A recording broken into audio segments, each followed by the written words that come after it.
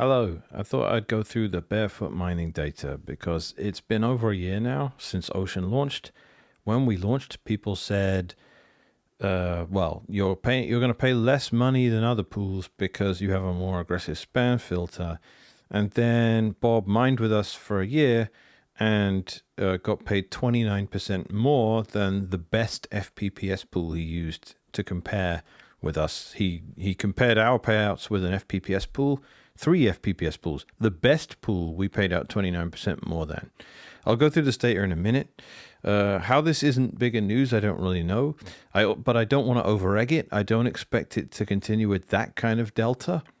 There's been a long discussion about this today on Twitter, and appreciate Endigo Hoddle for bringing me back to reality on a bit of it, because the claims against Ocean have been so outrageous that and the refutation of it was so unbelievably extreme to the opposite that I started to get high on my own supply, and I'm like, this is unbelievable. No one's getting any money from any other pools at all, but obviously it's not that bad. So when it's this good, I shouldn't need to over-egg it. So let me attempt to do this, okay, and then, wait, how do I move this? Okay, all right, so here I am. Here's his data. So this is Bob Burnett from Barefoot Mining. He was running 10 miners, identical miners in the same conditions, right? So he had 10 miners in the same container with the same internet, with the same temperature and the same humidity, everything as similar as possible. Network switches, Ethernet cables, power cables. Take every variable out of the equation possible to try and be as scientific as possible. He was doing this before Ocean was a thing, to compare FPPS pools. Because the only way you can actually know anything about FPPS pools is by comparing them with each other, because they don't make any of the payout data or information public info, so it's impossible to compare stuff. So he added Ocean to the study, right? Full disclosure, he is an investor in Ocean, so you can. But the claims being made around Ocean are the only ones that are verifiable, because our payouts are all public information. The FPPS pools are where it gets murky, because people have to trust the claims he's making around what he's getting paid from the other pools. But no matter how transparent he is, people can refute that and say, oh, I don't believe you. So the only way people can verify these claims is you've got two methods. One is you have to go and mine on a pool that isn't Ocean and compare it to some other miner on Ocean. That can be you if you like, or it could be anyone, because all our payout stats are they are all public. And you can even find a miner, you can find a miner at any hash rate and extrapolate from them on a per petahash basis what they got paid and compare it with what you're getting paid. All I ask is that if you do this, make sure you use a long time window, because if we're lucky, we'll look amazing, and if we're unlucky, we'll look terrible, and it won't be accurate. The reason this is significant, and I'm showing you this data, is because it was after 12 months. So anyway, let's take a look here. So he made this much, and the difference between that and the best FPPS pool was 15 million sats. So if we take the 15 million sats and divide it by the payout he got from the FPPS pool, he got, well, let's multiply that number by 100. He made 28.8% more on the next one, on Ocean, than he did with the best FPPS pool. Now, why aren't we saying what the best FPPS pool was, or any of the pools in this?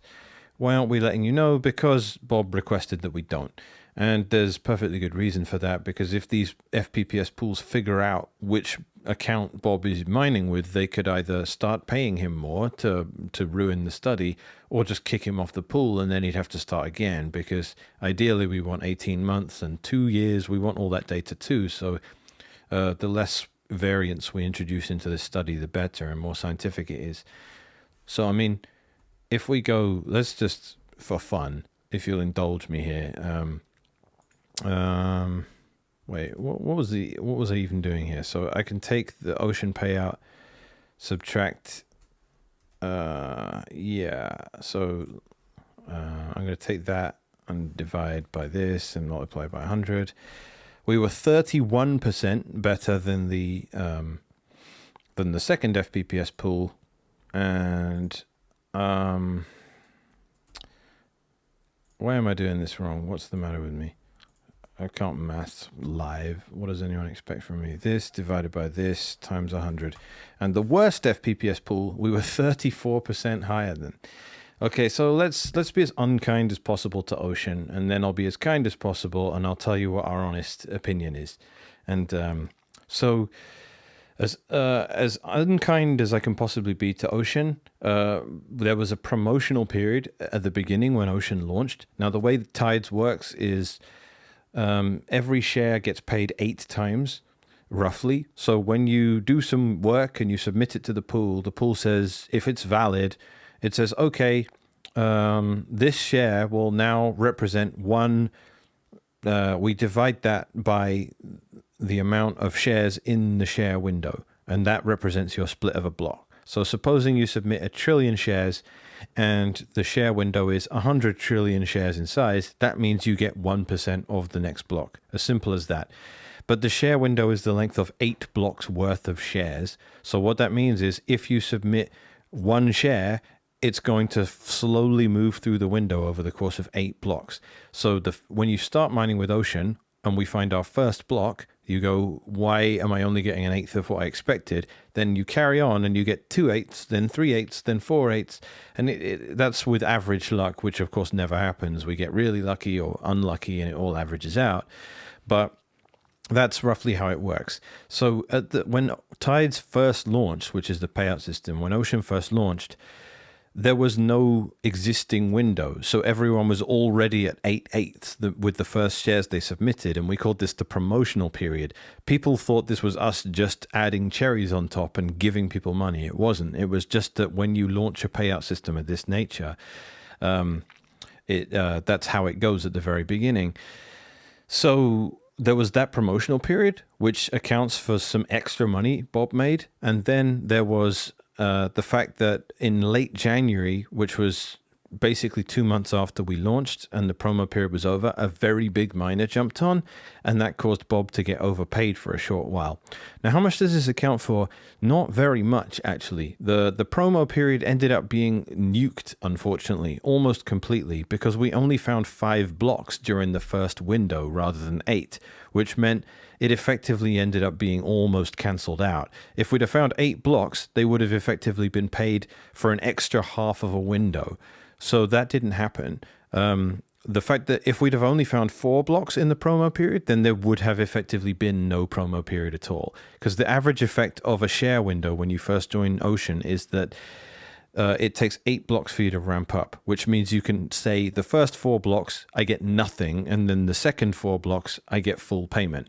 Or you just average it out into a setup like that where it goes up steadily. You get 1/8, then 2/8, then 3/8, then 4/8. An easier way to look at it for me is just forget about the first 4 blocks, and then you're getting paid in full for the second 4. So however long it takes you to mine 4 blocks is, that's a good way of looking at it for an intuition around what your experience will be like when you join Ocean. And obviously the higher the hash rate is, when you jump on the pool, the faster you'll ramp up, because the faster we'll find 8 blocks. This has been a difficult part of Ocean, and it's been the hardest part of getting the party started, because the more people mine with us, the easier it is for others to join. And the fewer people mine with us, the worse it gets for new entrants, because the longer they have to wait for 8 blocks to get found. So anyway, back to the point. It's kind of necessary to explain bits of this to kind of give people some context and help them compare with FPPS. So everything else that happened with us over the course of the first year of Ocean's existence and with Bob was all unlucky. So I'm just going to minimize this now. Hopefully that won't mess up the audio. It always seems to.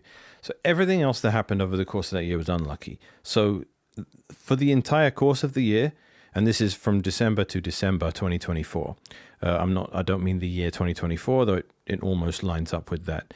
Over the course of that year, we only ran at 94% luck. Unfortunately, 6% deficit of the amount of blocks we could have found. That was pretty painful.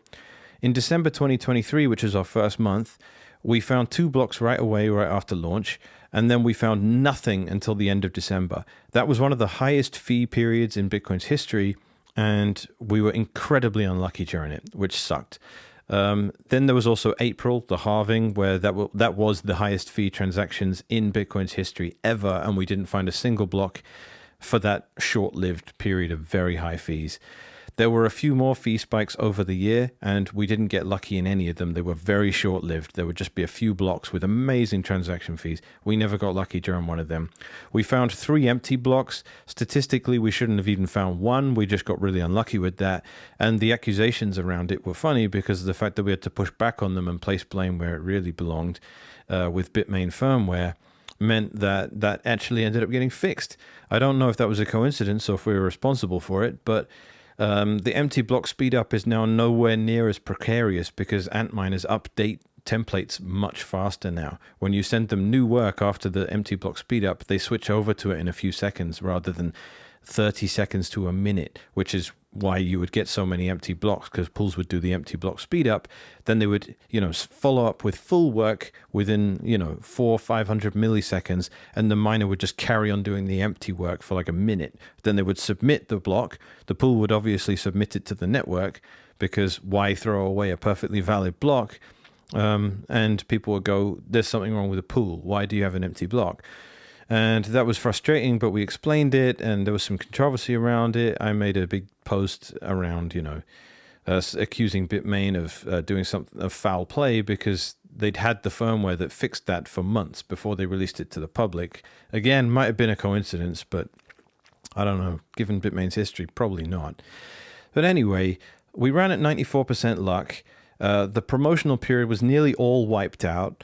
We didn't get lucky during a single high fee environment. And we also didn't get anything around the halving, and we found 3 empty blocks. So all of these mean that you'd have thought, and we also filtered spam, right, more aggressively than core, which was the main thing we were beaten over the head for ages. All of that being the case, you'd have thought we'd have done worse than other pools, or at least the same. But we didn't, right? We come out with this data that says we were 29% better than the best FPPS pool in this study. So who are these FPPS pools? I can't say. Bob does not want me to say because he doesn't want to jeopardize the study. If it makes it public who they are, it's going to make it easier for the pools to figure out which account is doing this stuff and either overpay them and ruin the study, or just kick them off and make them have to make a new account, and then that would ruin the study too. So either way, for science, we are not naming who these FPPS pools are, but FPPS by its very nature requires being a certain size. They are well-known pools. They are pools you've all heard of. They are pools many miners are using and stand by religiously. And you can't operate FPPS pools without being a household name, because you can necessarily only have like 20, 30 of them on the network at one time. It's too hard to maintain. And that actually explains a lot of the discrepancy between the fees they pay and what Ocean paid out. So data was pretty mind-blowing to me. I mean, the fact that we filtered spam, today I ended up running the napkin math on it and just being utterly amazed that anyone ever made any sort of complaint about it. One of our miners, now that our miners are making their own blocks, which was the whole point of the Ocean project anyway, to get miners making blocks and to decentralize template construction. This is how you fix you take a prophylactic measure against censorship in Bitcoin. This is how you do it, and I'm glad to say we've done it.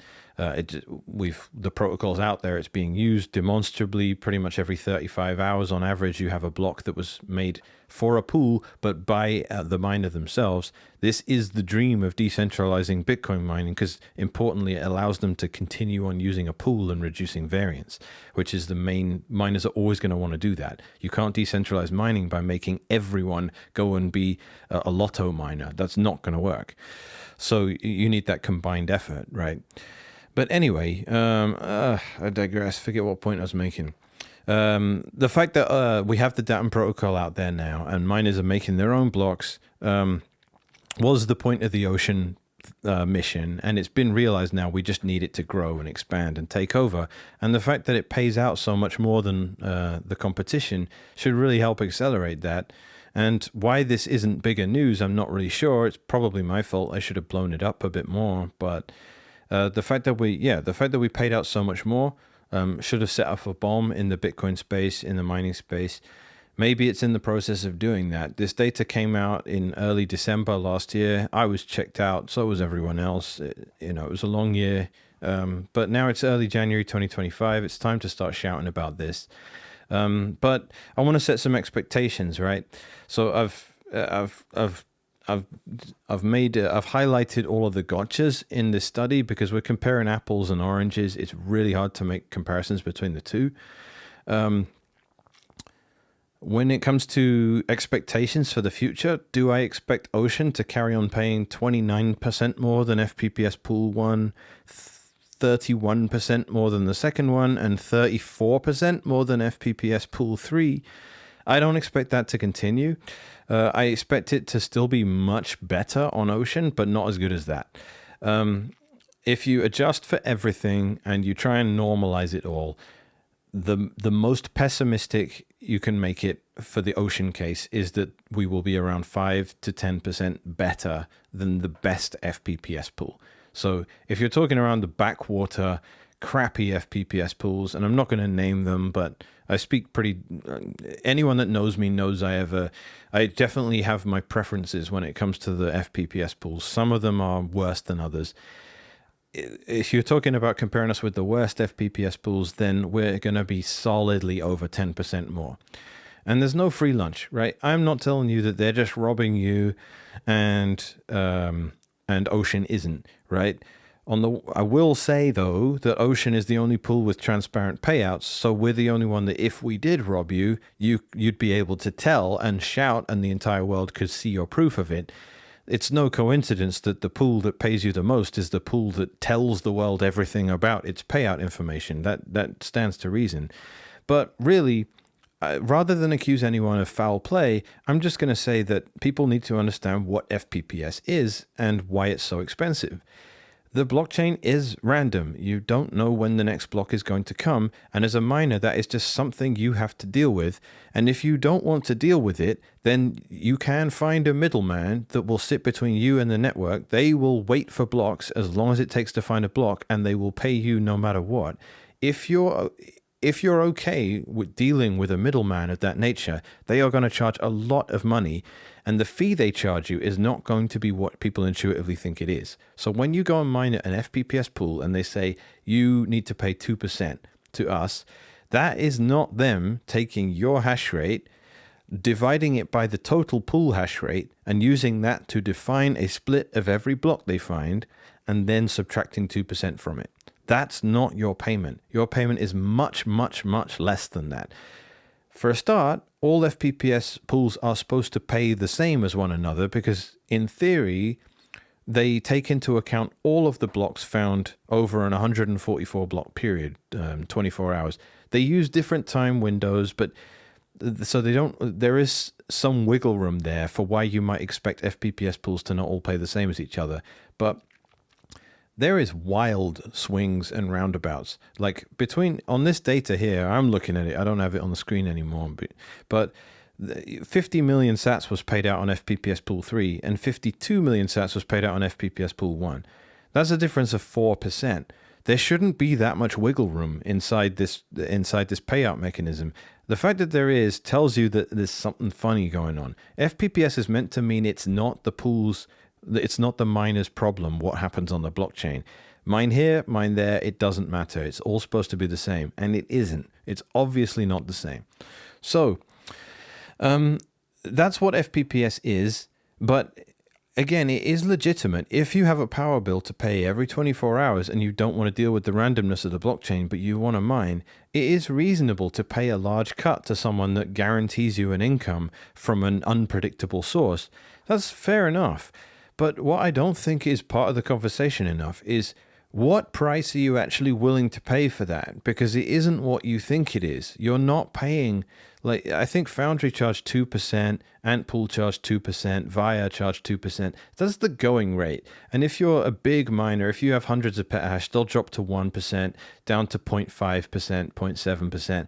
And if you're a massive publicly traded miner with multiple exahash, they'll drop down to 0.1%.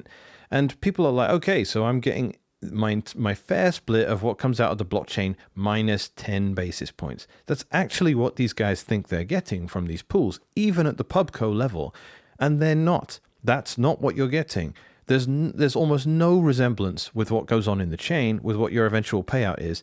And that should be obvious from the fact that you cannot draw a link between what you're getting. The pool does not provide a methodology for you to say, yeah, I got paid X amount over the last 24 hours. Here are the blocks in which you got paid it.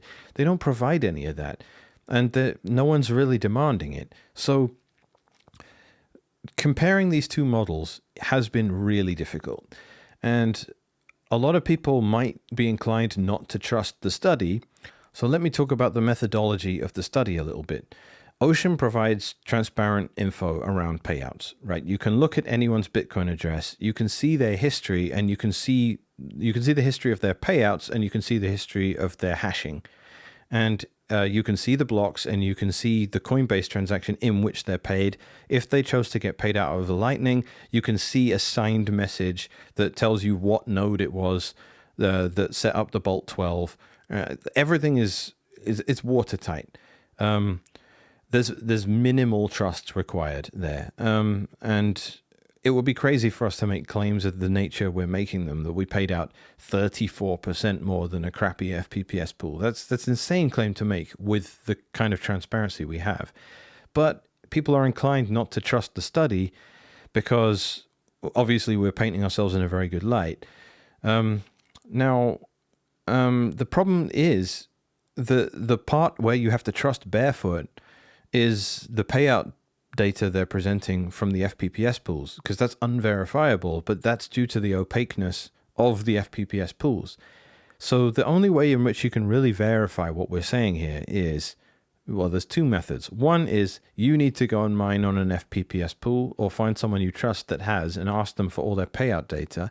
Then look at payouts on Ocean, which are verifiable, and compare. You can find any miner on Ocean and compare. If they don't have the equivalent hash rate of the data you have from the FPPS pool, just extrapolate, right? So supposing you know a 10 petahash miner on an FPPS pool, go and find a 10 petahash miner on Ocean if you can. If you can't, or everyone you find wasn't mining or they were curtailing half the time or whatever, find a consistent miner with a similar uptime to the FPPS miner. And if they have 100 petahash or 1, just extrapolate, right? Multiply by 10, divide by 10 as necessary. You can do that. That's one method, and that's how you can use it to verify. The other is just heuristics, right? When we came out with this months ago, we had, I think, CEO of Luxor and CEO of Lincoin both say, you're full of shit. The CEO of Lincoin said, I'm going to prove it. Ocean is lying. They're taking advantage of the fact that people don't understand their payout system. I'm going to come back with a spreadsheet and embarrass these guys. He never did. That was 6 months ago. I know why he didn't. And ultimately, he was incredulous. He was high on his own supply. FPPS pools are not being honest with themselves around how much they need to maintain a system where they can pay miners millions of dollars a day without necessarily being able to reconcile with the blockchain expediently enough to cover it. It's really hard being an FPPS pool, and that's why all of the smaller ones, most of the smaller ones, have capitulated and just become sub-pools of Antpool. And this is horrible. It's a systemic risk to Bitcoin because, A, it gets the miners hooked on short-term fiat, right, which is becoming more and more expensive to them. They don't want to deal with Bitcoin at all. They just want short-term quick fix. It's super high time preference. And B, it gives us the illusion of decentralization, which just isn't there. So miners are losing a bunch of money because they're addicted to quick fixes. And as a result, they're mining with a bunch of fake pools that are all just Antpool under the hood. And that leaves us with basically 3 pools.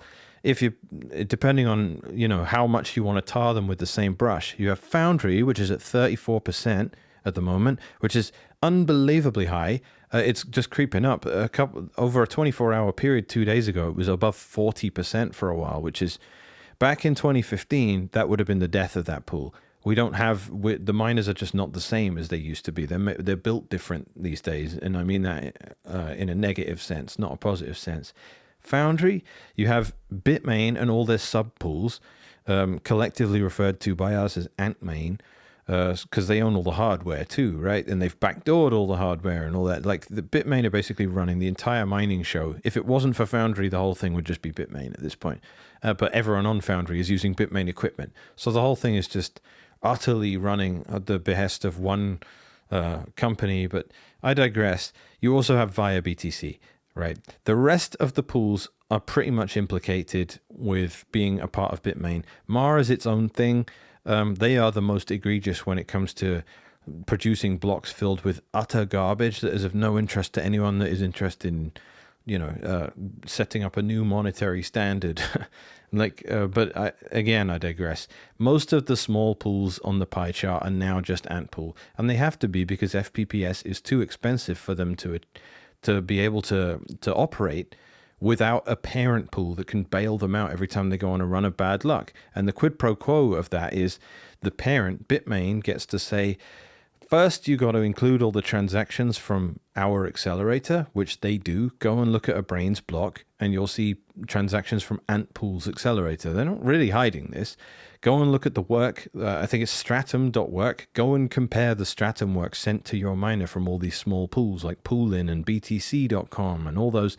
They're all just the same as the work Bitmain gives out, with minor differences, right? The Merkle tree of the transactions will be the same, but the Coinbase will be different because the name of the pool is different. But you're basically just doing all this work for Bitmain, which tells you there's no real competition between any of these. It's megacorp, right? It's like, oh, I'm buying from Walmart instead of Costco. It's like they're still owned by the same people. Like it's still. I don't want to go down that road in this video. So, you have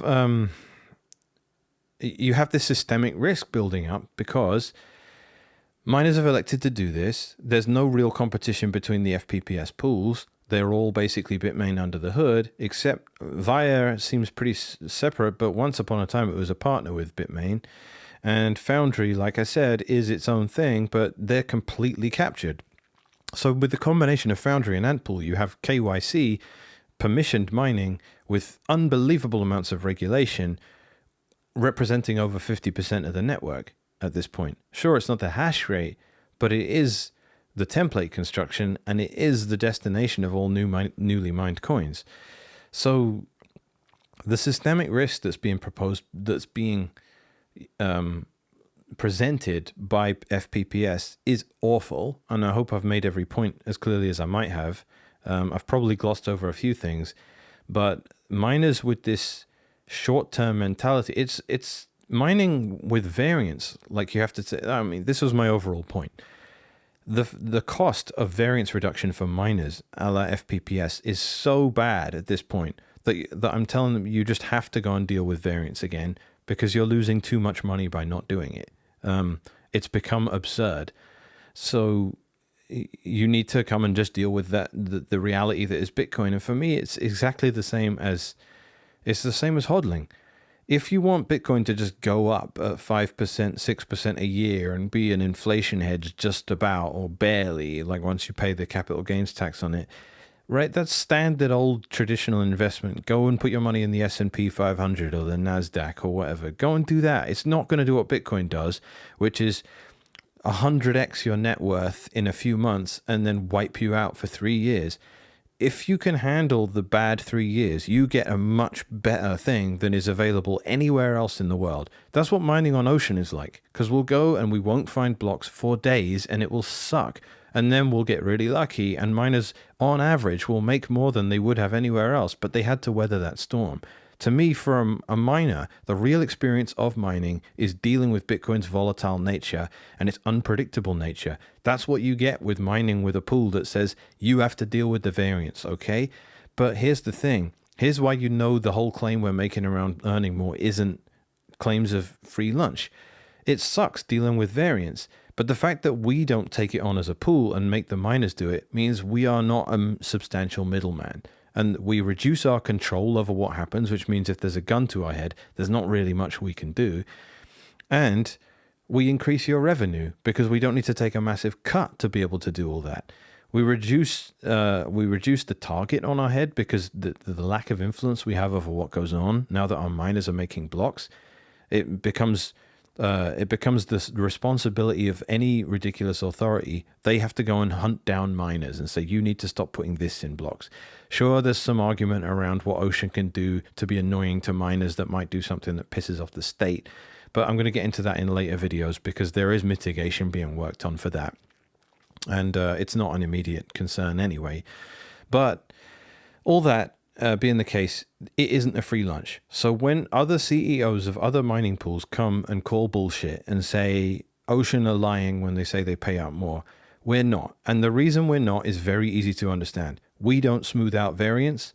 Smoothing out variance is very expensive, and people are going to charge you a lot of money to do that, or they're going to go out of business. That's it.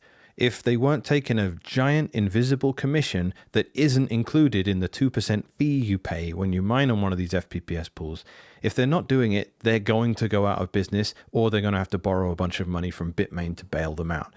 One of the two is going to happen. And there's a tax that can happen to those smaller pools that try and weather the storm. They can get attacked by the big pool if they try and go it alone with a block withholding attack, and then they are definitely dead.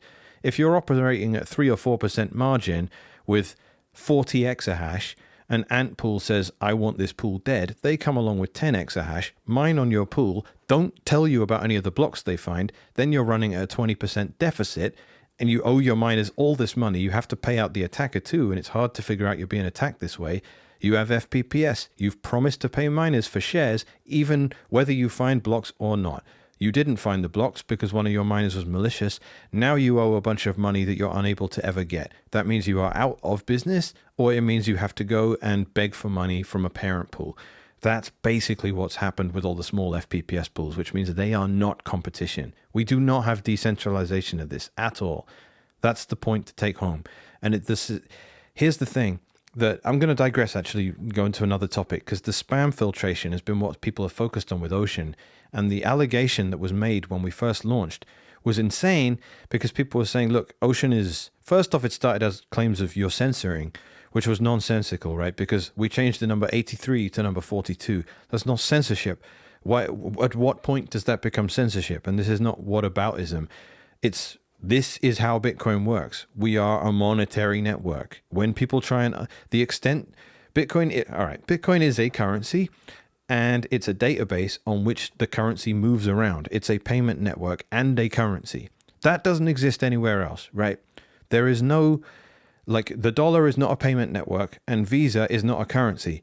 PayPal is not a currency. The euro is not a payment network. They never are called one and the same thing. Bitcoin is money, and it is the network on which the money moves around. Super confusing, but that is honestly the source of all this confusion. And the extent to which the network on which you write financial data, i.e. a history of Bitcoins moving around, the extent to which that can also be used for uploading pictures and audio files and MP4s and all that, is the extent to which it can be abused, because none of the people storing that distributed database are interested in storing random pictures of JPEGs and things like that. No one running a node is actually interested in doing that.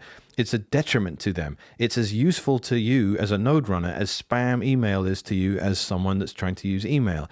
It's making your life worse. And if your service provider isn't interested in minimizing the amount of spam, they are going to ruin the experience for everyone trying to use the protocol, and they are eventually going to give up, which is why in every protocol known to man, whether it's phone calls, whether it's emails, whether it's mail, whether it's anything of that, any communications protocol, if the people responsible for moving data around within that network don't take active measures against spam to keep it to a minimum, it becomes unusable. So when you get phone calls about your car's extended warranty or emails about penis enlargement, when you get this stuff, someone was trying really hard to keep that to a minimum, but they still failed a bit, right?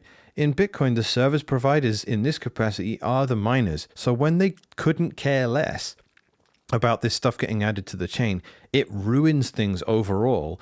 And there's a trade-off there. As a miner, if you're including spam, going, it's valid transaction, I don't care, there's a cost to that. You're making Bitcoin worse. So I'm asking people to take it away from the ideology for a minute and to just look at the actual cost benefit to it. What's the benefit of including spam? And I started doing napkin math on this stuff today. It's hilarious what I eventually ended up coming up with, because I'm being accused over and over again of, if there was a pool like Ocean that had a more permissive policy around arbitrary data, or if Ocean's miners stopped being socialists and decided to include spam that paid more money, miners would switch to Ocean or that equivalent pool that was more permissive. And when you do the maths, it would be funny if it was 100 times worse. The fact that it's 2 orders of magnitude even better than that just makes the whole thing genuinely laughable. So what triggered this whole thing was one of Ocean's miners, Zeta Pow, found a block, and Mononaut did an analysis of this block and was like, wait a minute, you guys are prioritizing based on coinage, which is a thing that hasn't been part of Bitcoin Core for a while, and it's still in knots. What that means is a miner is saying, there's a bunch of transactions here that are spending UTXOs from years ago, and the older they are, the more we prioritize them. This is another thing we use when defining how we construct templates. We don't just use how much transaction fees are they paying, we weight it with the age of the UTXO. So they allocate 10% of their block space to transactions that are consuming extremely old UTXOs. Now, this is a massive service to the network, because when you're doing that, the opposite kind of transaction is one that consumes a UTXO that was created last block. Now, why is someone moving Bitcoins from here to here to here to here to here? Why are they moving that rapidly if someone's consuming very recently created UTXOs? An example of someone doing that was the spam attack in 2017, right? So Bitmain, again, who are going to keep coming up in this video, really wanted big blocks. And as a result, they needed to make Bitcoin as unusable as possible by filling up blocks with garbage. And it was clearly junk. It was clearly spam, because you could see that blocks were full of transactions that were consuming UTXOs that had only just been created in the block prior. And the amount of coins moving around basically never went down. So you just saw like thousands of UTXOs, all of an irrelevant size, moving from UTXO to UTXO to UTXO. And what makes matters worse is the transaction fees they were using to outbid everyone from the space was going back to them, because they were the mining pool. They were also a miner. So they were paying themselves to fill the blockchain full of crap, though obviously some of the transaction fees makes it back to the miners they have to pay as well, but not really if you're paying attention to the first 2/3 of this video.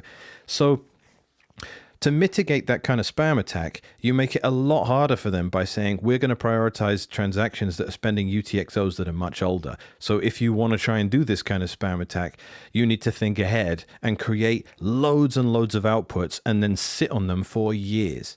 That makes that attack just so much more unrealistic. So it's a service to Bitcoin when miners would allocate some portion of their block to older transactions. And here's the thing. Does that make Bitcoin better? Yes, it absolutely does. That's unequivocal.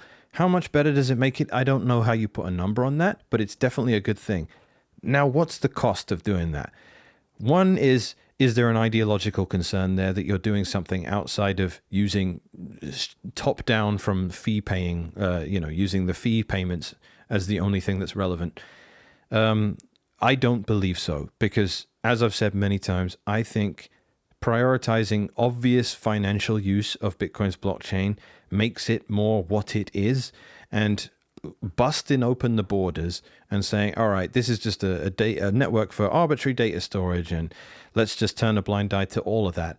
Like, just imagine that in any other context. Like, when you get a phone call about your car's extended warranty, it's a valid phone call. That's it. As a service provider, I do not care. What does that mean? It means no one uses the phone anymore.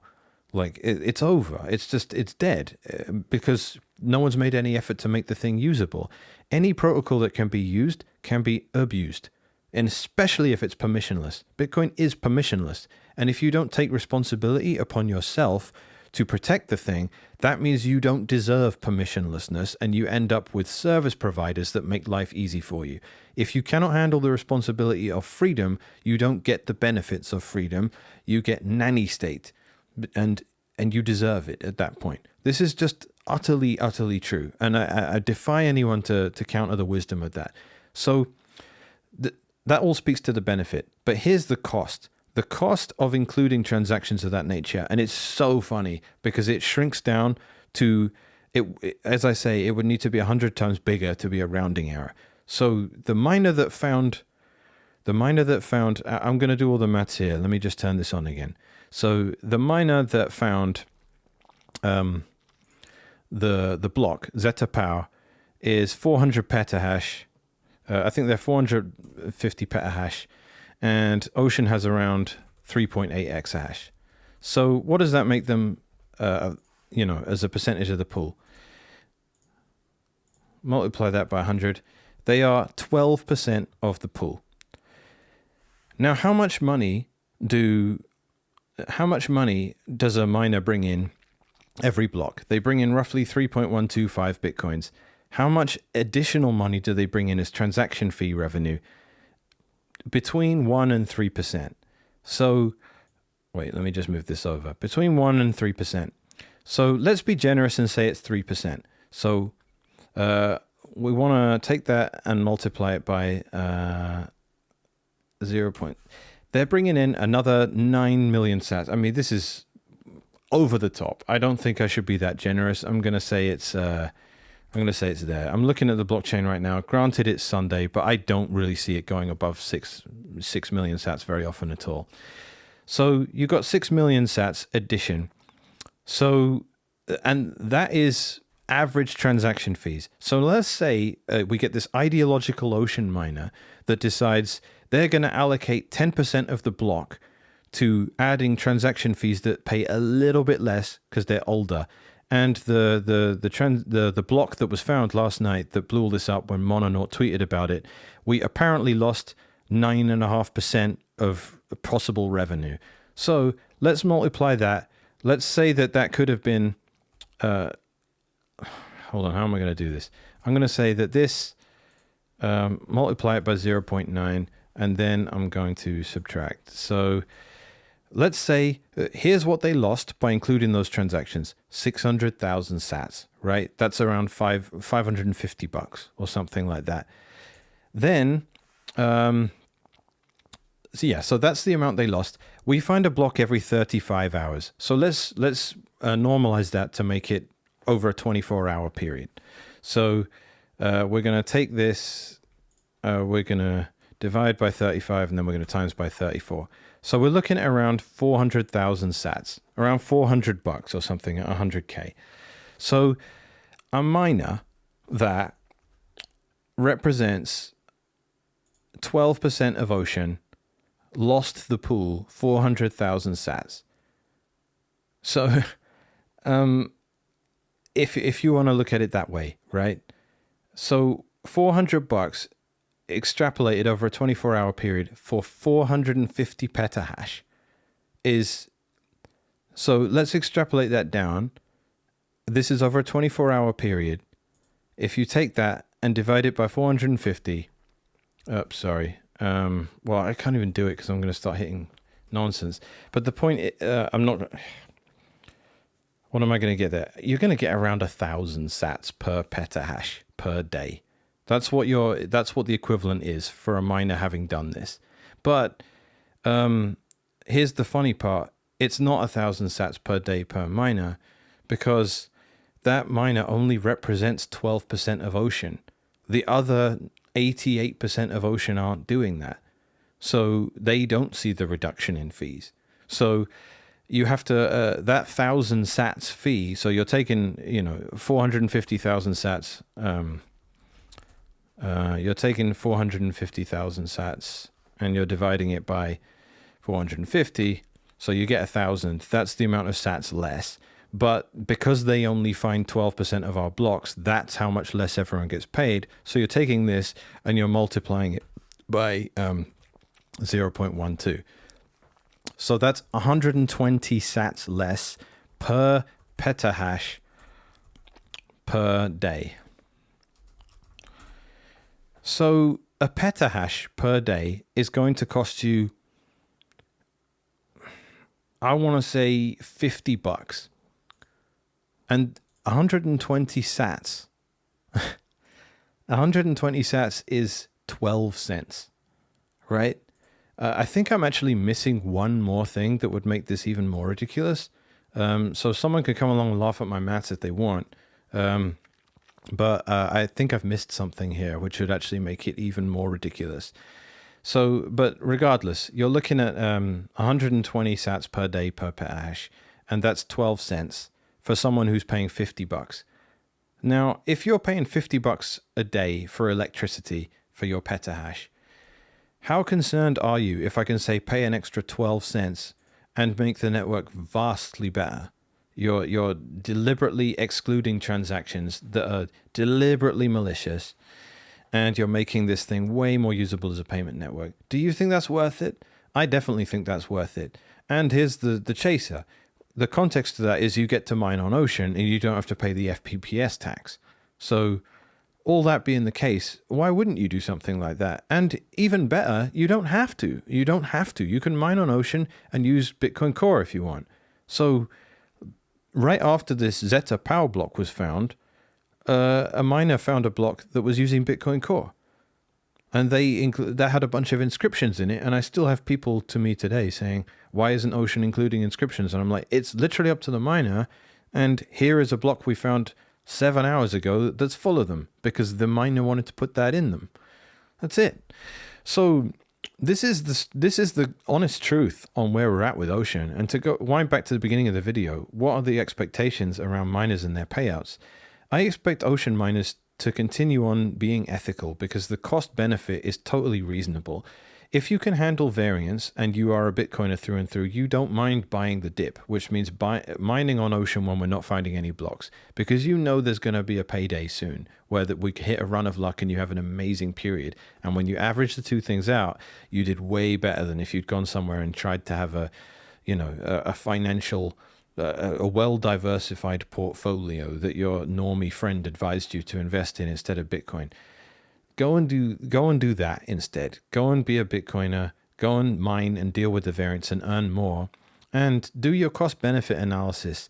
If you ideologically object to doing anything more restrictive than 83, than 83 bytes of arbitrary data, and including modern types of arbitrary data, if you don't want to do that, that is your call. I think you're making a mistake because the amount of money you're adding to your pockets by adding this abusive stuff is so freaking minimal that, per petahash per day, you're only adding 120 sats to your pocket. That's 2 bit axes. That's 2 bit axes, guys. It's not worth it. It's absolutely not worth it.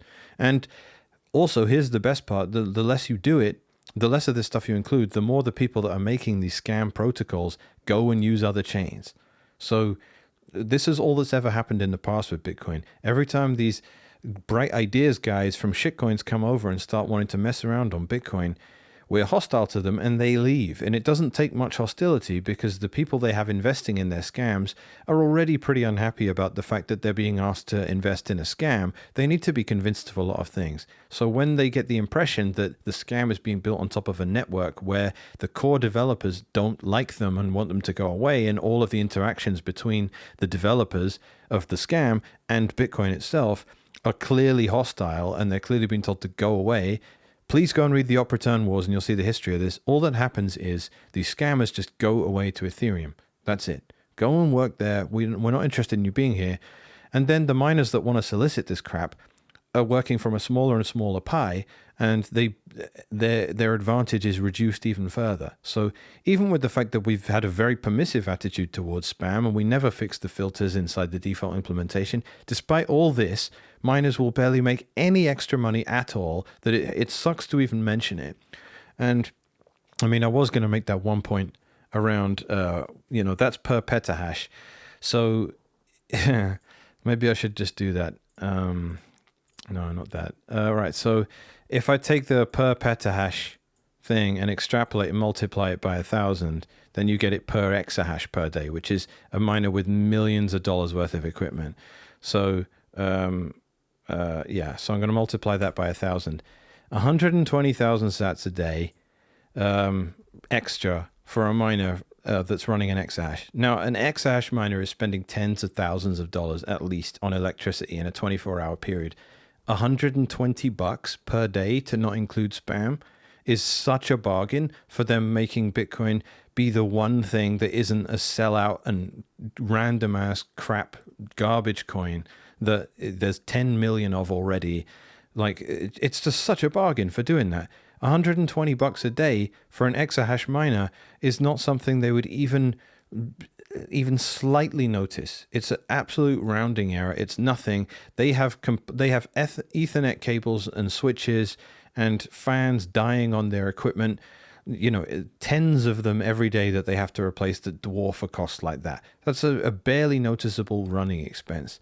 Oh man, I didn't move up the thing enough. Yeah, so this was the data I was working on there that unfortunately didn't make it into the screen when I was doing it.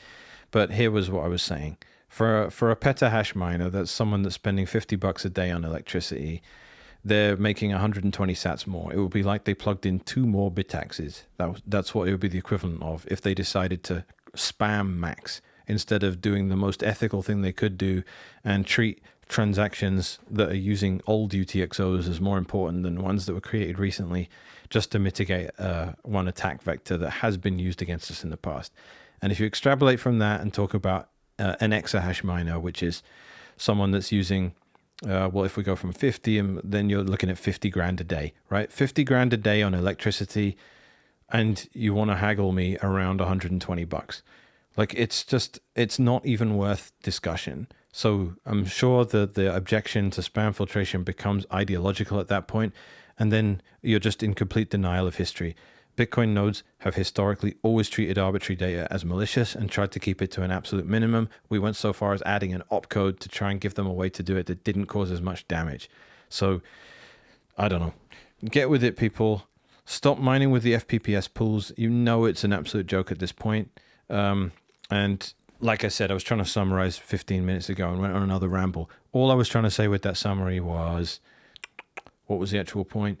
Yeah, do I expect 30% above FPPS pools over the second year of Ocean's operation? No, I don't expect it to be that good, but I do expect it to be absolute worst case for Ocean miners, 5 to 10% better than the best FPPS pool. And the more crappy backwater ones, the ones that have to keep borrowing from Bitmain to subsidize everything, more like 10 to 15%. So if you can handle the variance, it's an absolute no-brainer at this point, and the network will generally be better and the price of Bitcoin will be higher if there is more decentralization in mining. We need to deal with the issue of the fact that there's only 3 companies making templates out there. That's not good enough. That is censorship prone, and we know that 2 of those companies are completely regulated. So get with the program, fix Bitcoin, make it better, make everything better for everyone simultaneously, including yourself. It's not an appeal to altruism. This thing is a well-calculated risk-reward, of a cost-reward analysis, I should say. Absolutely do it. Thanks for watching the video, and good night.